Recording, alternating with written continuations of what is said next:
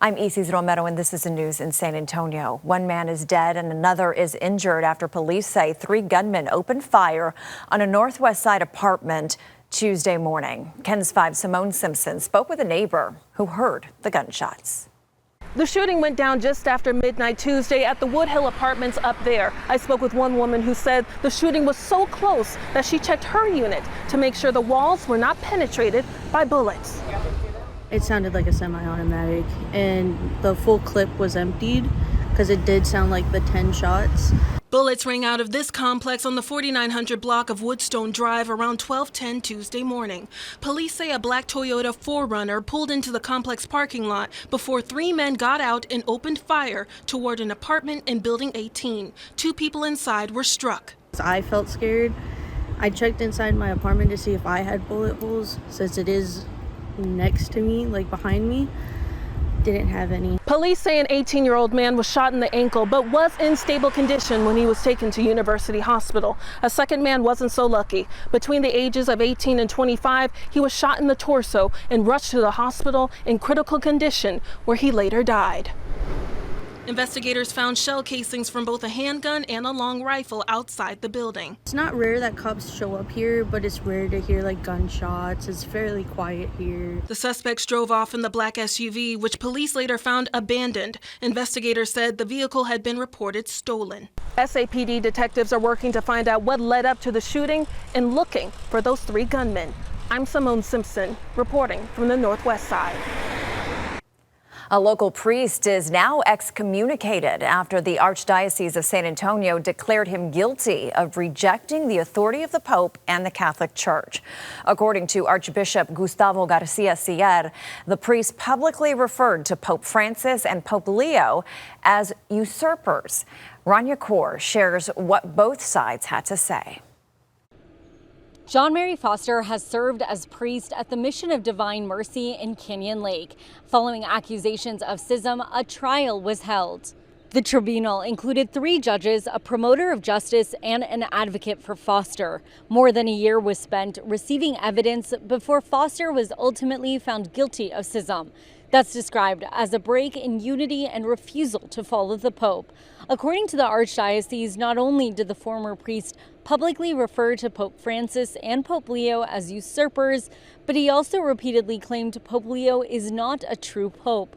The Archdiocese says he was offered countless opportunities to repent and to stop these teachings, but refused. For this, he was laicized, which means he was dismissed as clergy and is now considered a layman. In a video response, Foster explains that he takes these penalties very seriously, but also feels they're unfair. We believe this sentence and these punishments are unjust. But we also believe the Lord is not asking us to appeal them. And we believe that given the crisis the church is facing, God is asking me to continue my priestly ministry. Foster is also doubling down on his criticisms of the papacy, saying both he and the Mission of Divine Mercy agree that both Pope Leo and Pope Francis caused, quote, destruction to the church. Rania Kaur, KENS 5. When kids come into contact with other kids, injuries can happen. As kids get back to campus, back to school injuries may be more common. Jeremy Baker explains.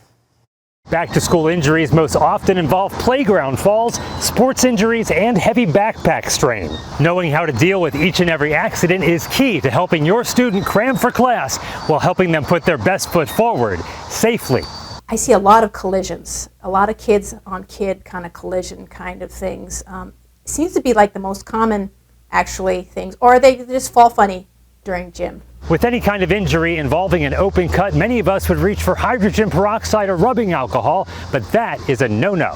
When really what you should be cleaning the wound with is soap and water. That is really actually the best way to clean a wound. When you start putting alcohol or iodine or hydrogen peroxide, you actually are damaging the healthy tissue in that, around that wound that's going to help get it better. As a parent, when do you know it's serious enough to require medical attention? Obviously, if they're not acting right, they can't stop crying, it won't stop bleeding, the skin looks open, they won't use a limb, or it looks bent or swollen or very heavily bruised, that should be checked out rather immediately. But before they get injured, preparation is key too, starting with hydration. Have a glass of water by the child's bed in the morning and just have them just start the day off with a little hydration and then end the school day with hydration, because what actually happens in school is highly variable. And making sure your child is being finicky with what's on their feet is a for sure. You want to get something with some tread and stays on your feet. That's number one for safety at a playground. For more about how to keep your kids safe when they slip at school, just head to this story on KENS5.com. From the city's northwest side, Jeremy Baker, KENS 5. Well, a little shopper was looking for a moving deal at Walmart. A calf named Mudini was spotted wandering through a parking lot off Southeast Military Drive. San Antonio police and animal care officers herded him out of traffic, but he hoofed it into a drainage tunnel. After a brief underground rest, officers safely moved the young Angus and loaded him into a livestock trailer. And that's the news in San Antonio.